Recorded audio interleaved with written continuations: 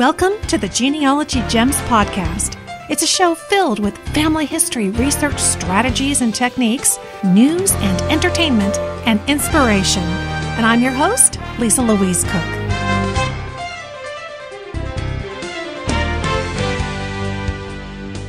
Hello and welcome to Genealogy Gems podcast episode number 210.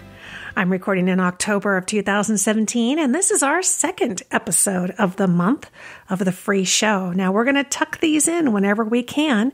Now, of course, in November and December, we're not going to be doing a second episode just because of the holidays. But it's awful nice to be able to have a few extra genealogy gems for you during the month. And in this episode, we're going to be talking about several different areas of genealogy. Now, you've heard of burned counties, the phrase that's used to describe places where courthouse fires or other disasters have destroyed key genealogy records. Well, this listener's problem that we're going to talk about today is because of a burned city, the city of Chicago. And I have some ideas for her research there. And I've got a great question and some news about our Genealogy Gems book club in this episode. Also, get started with Swedish genealogy tips from legacy tree genealogist Paul Woodbury.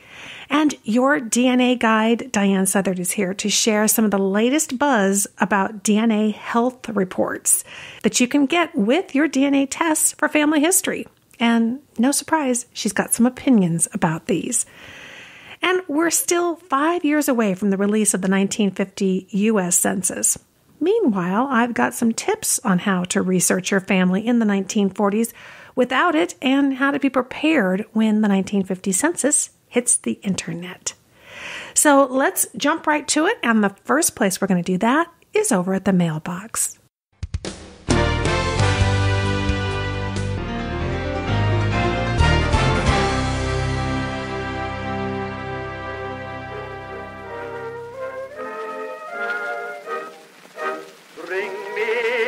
Letter from my old hometown, one with some jokes from my old pal Jim Brown.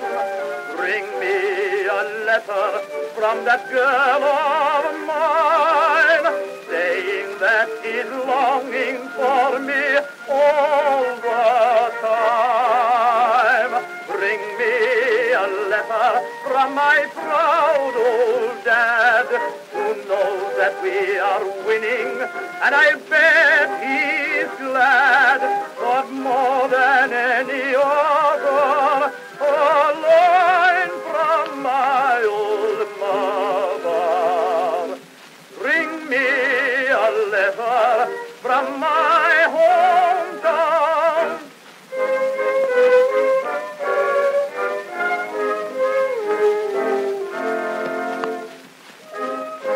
I've got an email here from Gail from Mount Shasta, California.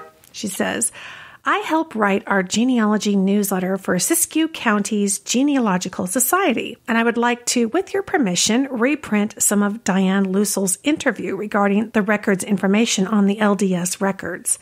I would definitely give your Genealogy Gems podcast credit. I have many times shared with our members that they need to listen to your podcast due to so much information that you're able to share. I personally thank you for that, as well as your Family Tree podcast. So I will be looking forward to hearing from you, as this information will benefit our members. Well, thank you so much. We love reaching your members and Genealogy Society members all around the country and around the world. And certainly our blog articles are a great way to do that. And if you do receive our Genealogy Gems newsletter, then you see many of our articles there as well, kind of linked over to the website. So free newsletter content is just one of the resources that we do offer to support genealogy societies. Under the Societies tab on our website at genealogygems.com, you'll find more information on how to reprint articles from our website with the proper attribution. And that's all we ask, is that you give a proper attribution to our website and to who the author is. And you'll also find information there about our Genealogy Gems for Societies package. That's another way that we're trying to help societies with providing programming. those are probably the two toughest areas and two toughest jobs on a Genealogy Society board, and that is finding great programming and also getting content for your newsletter. So we are happy to provide our articles as newsletter content for you. You can use one of our articles in each issue of your newsletter if you want to, and again with the proper attribution, where you put our URL and our author's name. And then for programming, we have the Society package so that you can, for one price, actually have video programming that you can show. This comes in really handy, particularly if you're in an area where you just aren't surrounded by lots of, national level genealogy speakers. These videos are my full-length class videos, just like I would do in a presentation to a genealogy society. It also includes a link to the handouts so that you can make those handouts available to all of your attendees at the meeting. So it's a great programming option for a very affordable price, right around $199 for an entire year. And that gives you license to be able to show one presentation per meeting, per get-together. So whether that's at your special interest group who might be getting together and talking about Evernote or computers, and they want to show a video in addition to your regular meetings, having a video presentation with the handouts is a great way to go. And then you can follow that up with some good in-depth discussion live at your meeting amongst yourselves. So it's a real nice option. So thank you for asking, Gail. We are happy to be a partner with you in your genealogy newsletter. And I have an email here from Megan, and she says, I was wondering if the fourth quarter book has been announced for the book club. I checked the website, and Murder in Matera is still being shown. Thank you. Well, thanks so much for writing to ask about our Genealogy Gems book club title. And I'm really pleased that you have been enjoying the book club enough to look forward to the new one right away. That's awesome. We're going to be changing things up a bit here with the Genealogy Gems book club. It's been going several years now. During this last quarter of 2017, we're going to kind of start making the shift. We may continue to spotlight new books that Sunny just loves and finds, and she certainly gets lots of notifications about the new books coming down the pipeline. So she may be doing that every so often as we find them or as you, our listeners, recommend them. And occasionally when she finds one that she really wants to highlight, I think she's going to go ahead and do author interviews. So it may not be as formalized as it's been in the past, but when we find a really great book and an author that we'd like to bring on the show, we will absolutely be doing that. And you'll be seeing occasional book club articles, of course, on our website.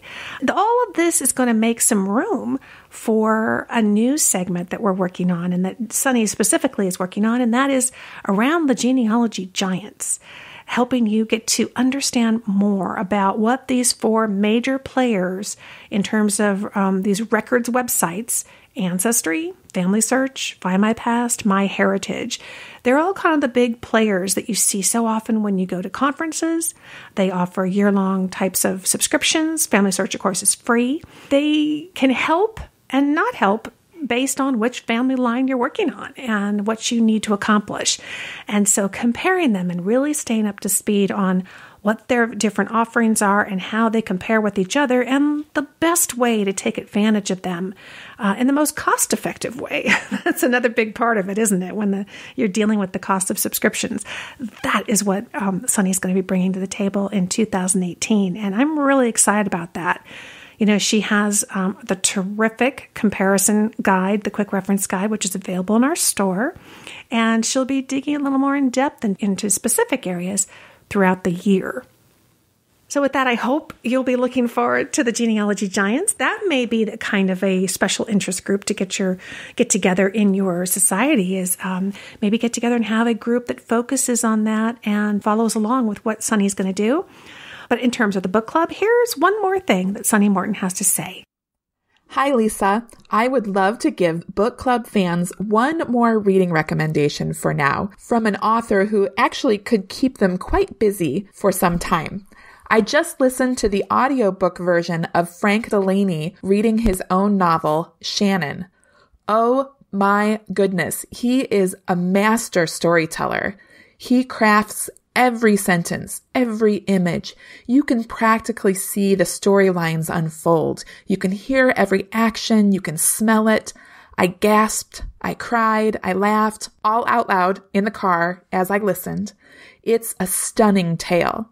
Father Shannon, an American Catholic priest of Irish descent, is traumatized by shell shock after serving in the trenches of World War I. His archbishop sends him on a respite trip to Ireland to travel up the Shannon River looking for his family roots. He lands in the middle of the Irish Civil War, not a great place to recover from shell shock, but he also encounters person after person who helps him bit by bit rediscover his faith in humanity and the restorative balm of having a true vocation and living life each day in the full present. Meanwhile, intrigue is afoot within his home archdiocese, and a killer who has his own traumatic backstory in Ireland is dispatched to make sure Father Shannon never returns home. Their stories converge in a place of love, but also far too close to a place of pain. And that's all I'm going to tell you about this particular book. I really, really loved this novel. So much that I've just started listening to Frank Delaney's epic novel, Ireland, and I already know I will be working through his entire and considerable book list. Ta-ta for now! Sunny sent this book recommendation to Megan, who wrote back right away, and she said, "Thank you for the information. I have enjoyed each book, purchasing most of them, and have shared with the genealogy study group too. I put them in our Sharing is Caring table, and they get checked out by many of the attendees. I appreciate the reply, and I look forward to a new chapter in the book club." Well, I got a letter quite a while back. We actually published it on the blog in 2015, but wanted to bring this back because I don't think we ever talked about it here on the podcast. We got a letter from Sue in Elk Grove, Illinois, and I've really been meaning to share this with you. She wrote in with a question about what to do when the records were lost due to fire or war or natural disasters. Here's what she said. "We've been trying to locate information on my great-great-grandparents, Hugh and May Sullivan. I've never been able to find marriage or birth records and have realized that it was mainly due to the Great Chicago Fire of 1871. Interestingly, through a directory from 1866, they may have lived only blocks from the origin of the fire. I have them in 1880 with 4 sons, the first of which was born just 10 months following the fire. I suspect that they may have lost other children in the tragedy. I'm unsure which direction to go to find more of their story, and any suggestions would be helpful. Several newspapers are reporting to have lists of the missing, but I have either been unable to read them or to locate them. Sam Fink's list, which is an index of Cooke County marriages and deaths, did not provide any information. I suspect that my ancestors were among the very poor immigrants that flooded into Chicago. There were relief societies, and I have wondered if records were kept of those who were rehoused." So here's what I told Sue. I think that she is really on the right track in terms of searching down newspapers. Newspapers.com, which is owned by Ancestry, carries the Chicago Daily from 1871. And if you look at the show notes, I've got a screenshot for you of the list of the missing from October 11th of 1871. It might be worth a subscription to newspapers to be able to comb through all their issues. So we'll have a link to that over in the show notes. And here's a tip on working with less than best digital images of historical newspapers. You can invert the actual image, so have it read white on black instead of black on white. Then once you invert it, perhaps in a photo editor type program or an app on your phone, then you can darken it, maybe use the contrast, use the highlighting tool, and add a little more contrast to get the most readable copy possible. There's a lot that you can do with an image that you find online, even if at first glance it's not so readable. This can be done right from the newspapers.com viewer as well. Also, in the Family History Genealogy Made Easy podcast that we have on our website at genealogygems.com, episode 37 discusses a book specifically on Chicago research. It was called Finding Your Chicago Ancestors, a beginning guide to family history in the city of Chicago, and it was by Grace Dumille. As I recall, it was a very comprehensive book, and it could give you some pretty good leads on where to look. For more tips like these, I hope that you'll read my book, How to Find Your Family History in Newspapers. Inside of that one, you're going to find my methodology, my process. And there really is a methodology to newspaper research, particularly nowadays that we are doing so much of it online. My methodology in the book focuses on kind of what I call the path of least resistance, finding those things that are the most convenient, of course, from your home computer for free, and then kind of working your way down to maybe spend a little bit of money, maybe get in the car and go a little distance, and then eventually spending more money and traveling more or making arrangements with the professional to get copies for you. Newspapers is a bit like herding cats. It's kind of all over the place. And I think you'll find that this methodology will really make sense of it. You will have a lot of confidence that if you go in to purchase a subscription to a site, that you're going to do so knowing that these papers are not available somewhere else online for free. That's no fun to pay for a subscription just to find out that, it was over there on another website. The book, How to Find Your Family History in Newspapers, is going to help you with that. It includes worksheets and checklists, some tech tools that I think that you probably aren't using that you should be, and a massive amount of location-specific websites and case studies that kind of put it all together for you. Earlier this year, over on the Genealogy Gems Premium podcast, contributing editor Sunny Morton shared the story of her family in the great Johnstown, Pennsylvania flood of 1889. Now, that was premium episode 143. I know you premium members enjoyed that. I heard from so many of you.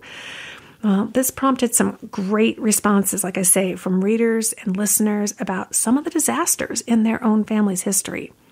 In Premium Podcast episode 145, Natalie wrote in and she shared about her family in the 1915 Eastland ship disaster, which was also in Chicago. And in that episode, I also share follow-up tips on researching your family in disasters, some of which I have shared on the blog, and I'll put those particular ones in the show notes, but some were very specific and unique to that episode. One of the great sites that I recommend is Gen Disasters. Have you heard of it? Gen Disasters. I think it's gendisasters.com. And it does have a series of articles on the Great Chicago Fire. So that would be worth taking a look at. And if you haven't become a premium member yet, I would highly recommend that to any of you who are looking for finding relatives in disasters and the ones who survived them. Thank goodness they did. And of course, premium membership also includes lots of my classes on video. So lots of information there for you. And before we wrap up this mailbox, I want to let you know if you are listening to this episode on the Genealogy Gems app, which of course is available for the Apple, Android, Windows phones, I'm going to have a tech tip for you in there. Just kind of a quick one that helps you with your web browsing. Be sure to take a listen. Just tap the bonus content and you'll hear a little special audio just for you with the Gems app.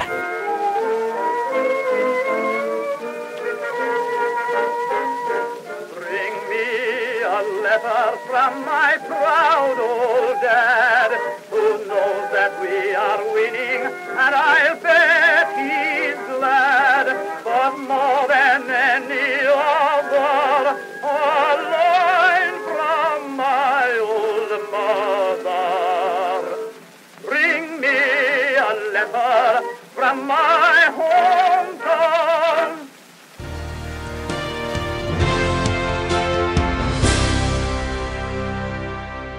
As I travel the world talking about genealogy, folks are always stopping me and asking for my advice on organizing and securing their family history research.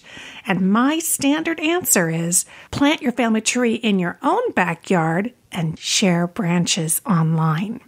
Planting your tree in your own backyard, it means keeping one master family tree in a software file right there on your own computer.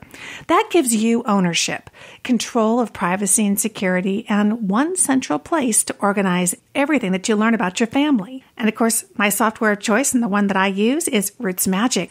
I find that its tree building tools are second to none. And with Roots Magic Web Hints, you can see what record hints are available on Family Search, Find My Past, and My Heritage. And now you have the ability to synchronize your Roots Magic database with your Ancestry tree and get those Ancestry.com web hints right there inside of Roots Magic. These are features that are really critical and they're exclusive to Roots Magic. So plant your tree today in Roots Magic and watch it grow. Get started at rootsmagic.com.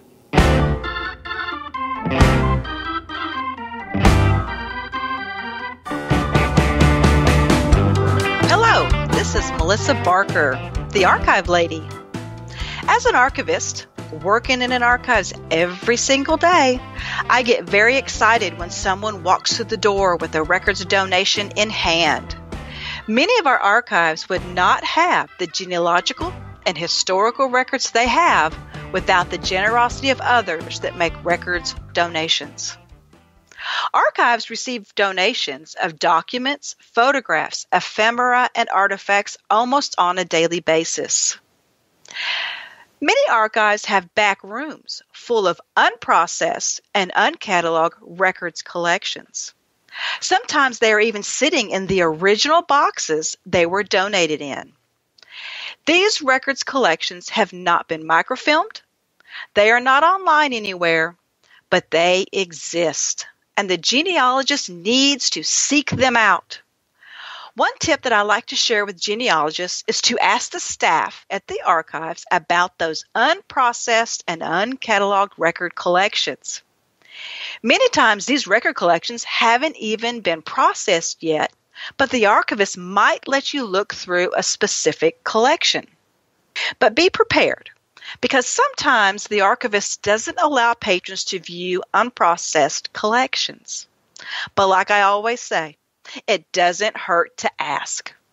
The archivist should know what they have in those collections and should be able to help you decide if a particular collection will be of help to you in your genealogy research. Many of our archives and archivists are very busy processing records, helping patrons, answering email and phone calls, and much, much more. Maybe the archive is short-staffed and can't get to the unprocessed records as quickly as they would like. This is why there are record collections sitting on shelves in back rooms waiting to be processed. If you have made a research trip to an archive, it would not hurt to ask about any new records donations or collections. There could very well be records in those boxes about your ancestors. If you are emailing or talking to the archives by phone, be sure and ask about any new records collections that have been processed or that have recently been donated or are waiting to be processed.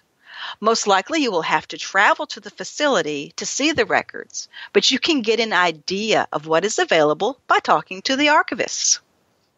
Archivists love to share the records in their care and usually know what is contained in those boxes that haven't been processed yet.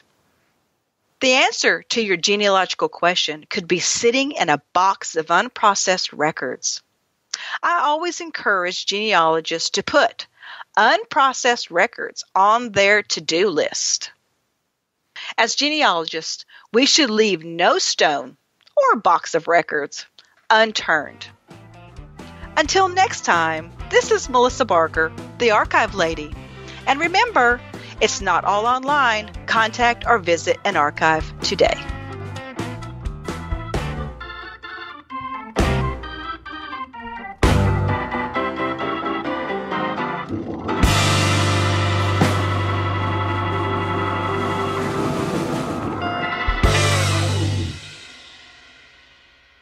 Okay, have you visited backblaze.com/Lisa yet? If you don't have cloud backup for your computer yet, everything on it is vulnerable to loss. Your pictures, your master genealogy database, files for work, the everyday business of your household. Losing all of that at once is as devastating as it sounds. That's why I did my homework and I found a cloud-based backup service provider. I chose Backblaze. It runs in the background 24/7, automatically saving copies of everything, including my precious video files.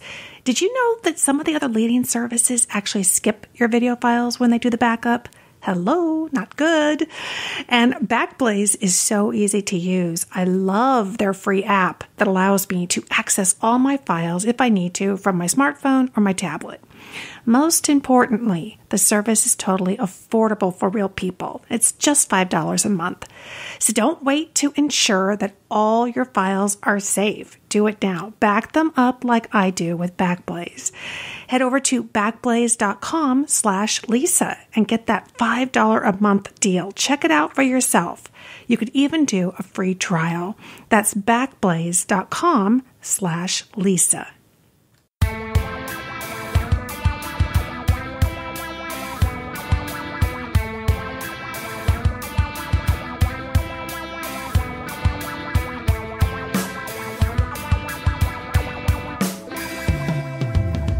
Recently, Family Tree DNA offered its customers a new $49 add-on product, a wellness report that promises to, quote, empower you to make more informed decisions about your nutrition, exercise, and supplementation, end quote. The report comes via a partnership with VitaGene, a nutrigenomics company. Hello, Genealogy Gems podcast listeners. This is Diahan Southard, your DNA guide. So what exactly is a nutrigenomics company? Well, nutrigenomics is the study of the interaction of nutrition and genes. It's especially with regard to the prevention and treatment of disease. So how does it work? Well, first you have to have a family finder test completed at Family Tree DNA. Then Family Tree DNA shares the results of this testing and the results of a lifestyle questionnaire they ask you to fill out with VitaGene. According to the site, they say this information, along with your raw DNA results, will be analyzed using the latest research available in the areas of nutrition, exercise, and genomics. You can expect your results to be available on your dashboard within 1 week of your purchase. So there are several components to this Family Tree DNA and VitaGene wellness report. The site describes them very well. Essentially, there are 3 categories. There's the nutrition report, the exercise report, and the supplementation report. Each of these reports is going to give you further information about things like obesity risk and alcohol metabolism, emotional eating, exercise behavior, blood pressure response, your vitamin B12 intake, your iron intake, and so on and so on and so on. What about your privacy? According to Family Tree DNA's Q&A, your data is 100% secure and protected by industry standard security practices. We will not share your information without your explicit consent. So that's an important thing to look for as you're shopping around at different companies that are offering this kind of interpretation on the results that you have. Make sure that their privacy policy is up to snuff. And as a reminder, this is just one of many services that are cropping up or will crop up in the future to offer additional interpretation of your DNA test results. Now, 23andMe was the first major company in the genealogy space to offer these kinds of reports. And you can see some links in the show notes about their health reports and about that company's long road to FDA approval. Essentially, each DNA test you do for family history looks at a certain number of your SNPs, or little pieces of DNA. A nutrigenomic profile compares your SNPs with SNPs known to be associated with various conditions or ailments. These genetic markers have been identified by researchers, many in academia, and deposited in a place called ClinVar, which is a large publicly accessible database that itself is part of an even larger genetic database called SNPpedia. In the case of VitaGene, they're likely mining ClinVar for specific places in your DNA that pertain to nutrition and were also evaluated as part of the Family Finder test. Of course, many factors affect your health, nutrition, and exercise capacity and other wellness indicators, not just your genes. The purpose of reports like these is to give you just one more piece of information to weigh personally or with your healthcare provider when making your healthcare decisions. When considering whether to purchase a nutrigenomics report such as this, I'd look carefully at what's promised in the report, as well as the company providing it and the cost. VitaGene does also sell vitamin supplements, so they have a clear motivation to tell you about what supplements they think are going to be best for your DNA type. And for your information, Vitagene also offers this $49 health report for Ancestry DNA and 23andMe customers. Of course, if it's health advice you want from your DNA, you can turn to www.promethease.com and receive a health report that includes some nutritional factors based on any testing company's autosomal DNA report. You can get that report from Promethease for only $5. Or, I'll just tell you right now for free without even looking at your DNA. Exercise more and eat more green vegetables and less ice cream. There, I just saved you some money. You're welcome. Until next time, this is Diahan Southard, your DNA Guide.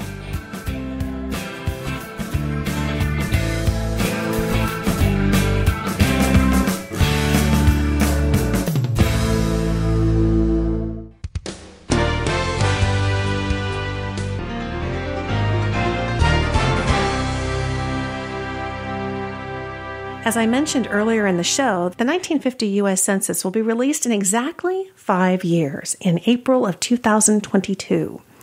Maybe that seems like forever from now, especially if there's a particular reason that you want to see that census. So I've got a 1950 census gem for you today. 5 tips to get you through the next 5 years. First, if you need it, you can get a copy of your own listing or your immediate relatives from the 1950 census, or any census for that matter, up to 2010. It's a bit pricey. It's $65 per person per year, but some people decide it's worth it.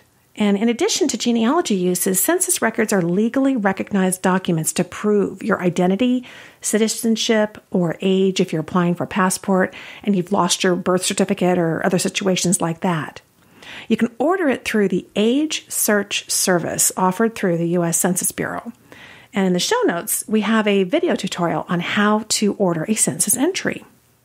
Second, as you're preparing for the 1950 U.S. Census, find your family during the 1940s in all other possible records before and during the war. So that's city directories, school yearbooks, World War II draft registrations, military yearbooks, the U.S. Public Records Index, military enlistments, and even alien registrations or internment camp records for foreign-born residents during World War II. Anything during the 1940s. Also, learn what the women did during the war from family sources and their listings and directories. You can learn more about household and community issues that would have affected them at home. And check out the show notes for some really helpful links here, including a series I did on finding your family in World War II era newspapers.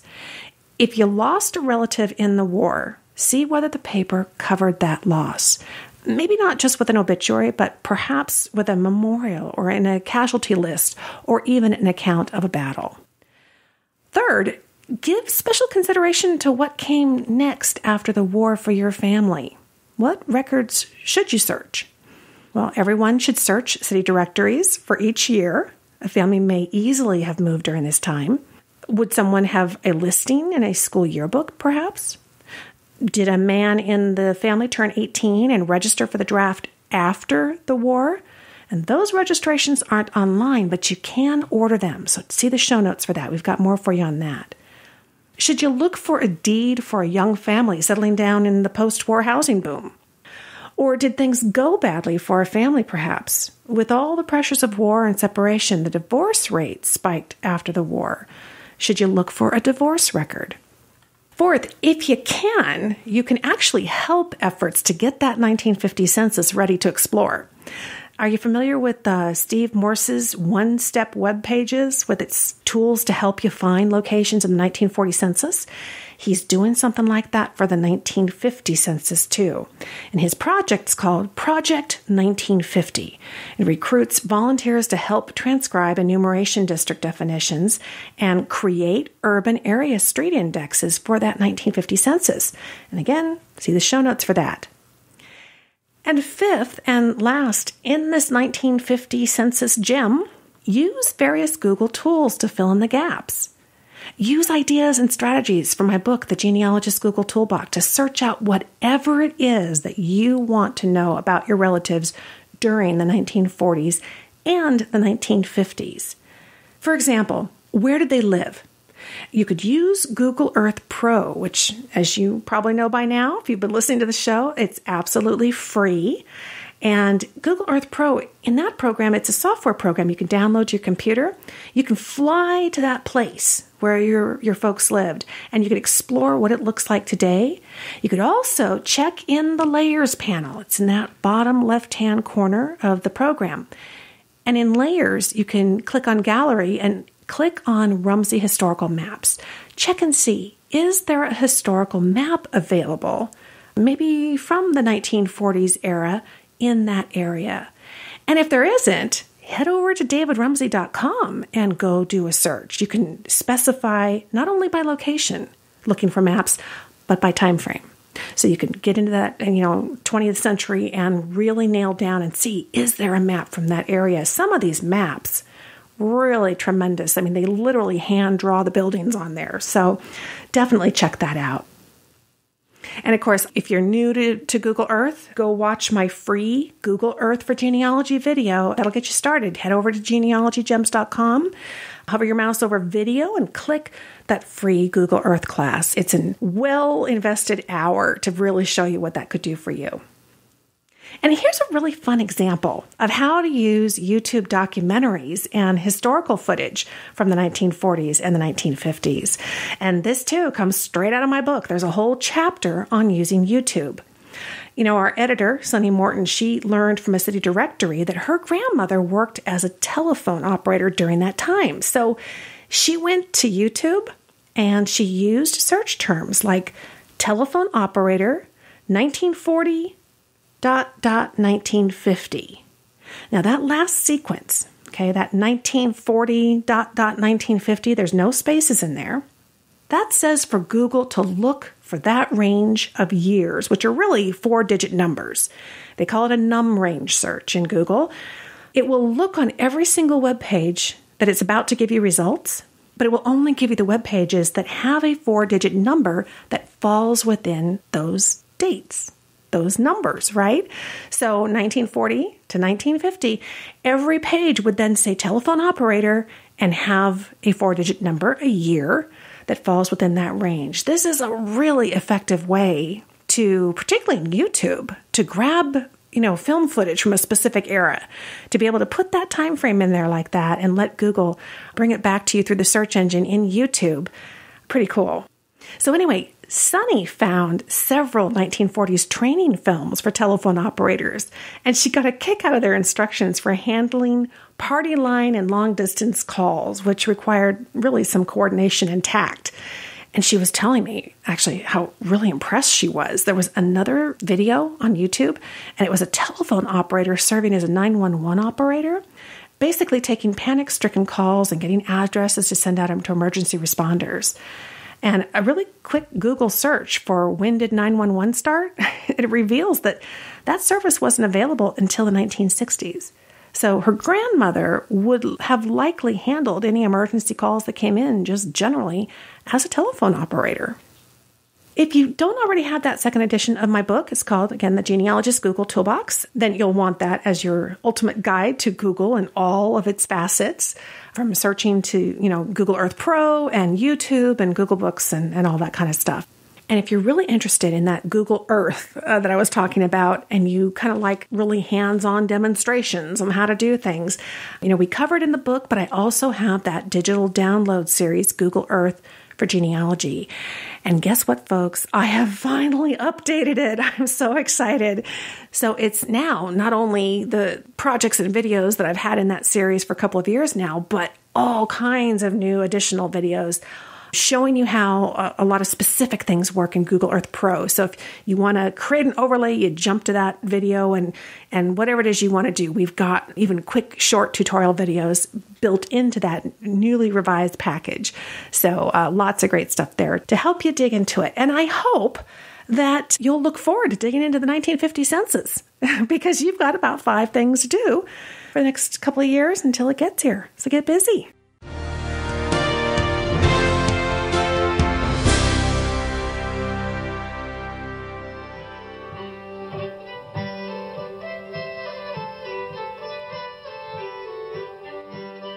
Starting up research in a new area of your family tree, perhaps one that's knee-deep in a foreign language, can be really daunting. And beginning Swedish genealogy is a good example of that. But don't let language barriers or unfamiliar naming traditions deter you. I want you to check out these getting started tips from our guest expert today. Paul Woodbury from Legacy Tree Genealogist is here. He's an internationally recognized genetic genealogy expert, and his varied geographical interests include Scandinavia. Here's Paul. Many people avoid Swedish research because they don't speak the language, or because the names change every generation. Take, for example, Ole Olsen, who is the son of Ole Nilsson, who in turn was the son of Niels Persson. As genealogists, we're used to tracing a surname through several generations of time. The fact that in Sweden and many other Scandinavian countries, the surname changes every generation can be a little bit disconcerting. Nevertheless, despite these barriers, other factors frequently make Swedish research simple, fun, and successful. First of all, you can read many Swedish records without actually knowing Swedish.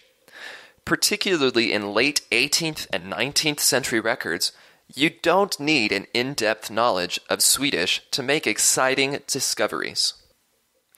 Particularly in late 18th and 19th century records, you don't need in-depth Swedish language skills to make exciting discoveries. Swedish church records of the time period were kept in tables and were largely composed of names, dates, and residences. Records include birth, christenings, marriages, engagements, deaths, burials, moving in lists, moving out lists, and a special type of record known as the clerical examination. Dates in these records were frequently recorded in number formats according to the European system, beginning with day, then the month, and then the year. As a result, researchers can learn a great deal from Swedish documents with little to no knowledge of the Swedish language. For the few additional words you may need to learn, you can use Google Translate, or you can visit familysearch.org to find lists of words commonly used in genealogical documents. Also, family events are summarized in the Swedish clerical examinations. The clerical examination, also known as the husförhörslängd, can act as an index to important family events. Beginning in 1686, each parish was required to keep a household examination for each household. Many of these early records don't survive, but copies of these records exist for many parishes in Sweden after about 1780. As part of the household examination, parish priests of the Swedish Lutheran Church were required to visit with the members of their parish at least once yearly and test them on their knowledge of the catechism. Typically, these registers document a family over the course of 5 to 10 years. They not only include information about the family's religious duties, but also include information regarding migration, family structure, residence, and important family events. For example, if a child was born during that time period, he or she would have been added to the clerical examination, and the birth date and christening date would have been noted. If an individual or a family moved within the parish, a note was made in the clerical examination with a reference to the page number of the family's new residence. If they moved out of the parish, the date they left was often recorded, along with the number of their entry in the moving out books. The dates of deaths, confirmations, marriages, vaccinations, and communions were also frequently recorded. If you're lucky, you might even get additional notes commenting on crimes, physical characteristics, occupations, punishments, social standing, economic status, or other life events with references to pertinent records. One element of Swedish church records that make them so useful for genealogy is that they cross-reference each other. As discussed, clerical examinations reference other church records, such as those of a child's birth or a couple's marriage. But the reverse is also true. Birth, marriage, death, and migration records frequently reference household examinations. Birth records might list the page number of the child's family in the household examination. Marriage records indicate the corresponding pages of the residences of the bride and the groom. Death records identify the residence of the deceased. Moving in and moving out records frequently report the corresponding page numbers of the farm where a migrant eventually settled or the parish from whence he came. Most clerical examination volumes include an index of farms and residences within the parish. In the case of some larger parishes and cities, local genealogical societies have sometimes indexed all of the individuals in the volume by name. When researching in multiple volumes, be sure to note the farm or residence of your ancestor in the previous record, and then search the index of residences near the front or the end of the next clerical examination volume. Usually, this will help you narrow your search to just a few pages out of the book, rather than the entire volume. Sometimes you will occasionally run into gaps in your Swedish genealogical research. Even when an ancestor's record trail turns cold, recent publications and indexes created by active Swedish genealogical societies make it possible to pick up the trails of your elusive ancestors in earlier and in later records. Even if these records do not list the specific pages of interest, they may still provide the reported residences, which can then be used to locate your family in the clerical examination records and pick up their trail. For example, occasionally an ancestor might have moved in a year for which migration records are not currently available, or they might have moved to a larger city with many parishes. Other times, their migration may not have been noted, or jurisdiction lines may have been redrawn, resulting in the formation of a new farm or residence. In these cases, it may be difficult to continue tracing an ancestor's record trail. One strategy to overcome these situations is to search the clerical examinations by reported birth date rather than by name.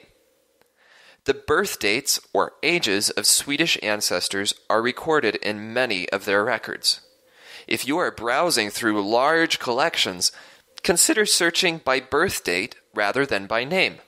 Since birth dates were often recorded in their own unique column and are more immediately recognizable than names, this could expedite your search. Even if these strategies still yield no results, searches in indexes may help to uncover an elusive ancestor's record trail. In recent years, online indexes and databases have made Swedish genealogical research simpler than ever. FamilySearch.org, MyHeritage.com, and Ancestry.com all have large collections of indexed birth, marriage, and death records from Sweden. Finally, the Swedish Federation of Genealogical Associations, or Sveriges Släktforskarförbund, has created an index of all deaths in Sweden between 1900 and 2013. Ancestry.com includes some information from this index in their database entitled Births from the Swedish Death Index. These include names, maiden names, birth dates, and birthplaces of the individuals in the index who died between 1901 and 2006. Meanwhile, the Swedish Death Index, as published by the Swedish Federation of Genealogical Associations, includes the birth dates, birthplaces, names, maiden names, death dates, residences at time of death, age at time of death, and, if the individual is married or widowed, the index will also indicate the date of marriage or the date of death of the spouse. If they were not married, it will indicate their civil status. Additionally, MyHeritage has partnered with Archiv Digital to provide an index to Swedish clerical examinations between 1880 and 1920. Additionally, MyHeritage has partnered with Archiv Digital to provide an index to Swedish clerical examinations between 1880 and 1920. The next phase of this project is to index household examinations from 1850 to 1880. Other indexed collections at Archiv Digital include the 1950 and the 1960 Swedish censuses, particularly useful for individuals with recent Swedish ancestry. Ancestry.com has indexes of the Göteborg passenger lists, which can help identify relatives who migrated from Sweden to other parts of the world. Finally, Sveriges Släktforskarförbund has compiled an index of Swedish death records from 1900 to 2013. Much of the information in these indexes is available at Ancestry.com. But ordering the CD-ROM entitled Sveriges Dödbok can give you information regarding residences, birth dates, death dates, and information regarding deceased spouses and marital status. As you can see, Swedish genealogical records from the late 1700s and 1800s can be fairly easy to read, detailed, and full of cross-references to other records. Because of this, it's often possible to trace a Swedish ancestor in every year of their life, from birth to death. So don't let language or patronymics frighten you away from exploring your Swedish family tree. Thank you, Paul, for sharing this terrific introduction to beginning Swedish research. The folks at Legacy Tree Genealogists sure know their stuff, and they have generously offered us a code that we can share with you for a savings if you need some help with your research projects. You can get $100 off a 20-hour or more research project with Legacy Tree Genealogists. They are a group of very talented and highly skilled professional genealogists. Just use the coupon code GEMS100, GEMS 100, and that expires October 31st of 2017. Head over to legacytreegenealogists.com/genealogygems. And when we ran Paul's article on the blog, Anna Corinne got in touch with us and told us how much she enjoyed the post about Swedish research. And she says, I must, however, recommend that one tries to learn a bit of Swedish before looking through the old Swedish church records. And Anna Corinne lives in Sweden, so she knows what she's talking about. And she says, if I, as an experienced Swedish family researcher, do sometimes read things wrong, then the risks for people not versed in Swedish or Swedish history have higher risks of getting it wrong. I have seen many horrors in the family trees at Ancestry.com. Archive Digital has the best pictures on color from the church records and also the longest period, and that's ARKIV Digital. Ancestry only has household examinations to about 1895. Archive Digital has them and their successors, which are the clerical surveys, sometimes into the 1920s. And after Anna Corinne, I think she actually posted that on Facebook. After she did that, Sunny posted back, and she posted a free Swedish genealogical word list from the Family Search Wiki that links to a Swedish historical dictionary database. So that's the kind of stuff we're doing over at facebook.com/genealogygems. I hope you do follow the page. And for those of you who face the challenges of translating old genealogical documents, I'll tip you off that the last couple of episodes of the Genealogy Gems Premium podcast, which specifically were episodes 151 and 152, they have fantastic tips from a guest expert, Catherine Schober, who is a professional German translator. She shared awesome strategies for harnessing various Google tools to help you with your translations, not just Google Translate. And she also has given us some great websites to help your translation efforts, which I've shared on the Genealogy Gems blog. So if you're not a premium member yet, yet another reason to become a member or to renew.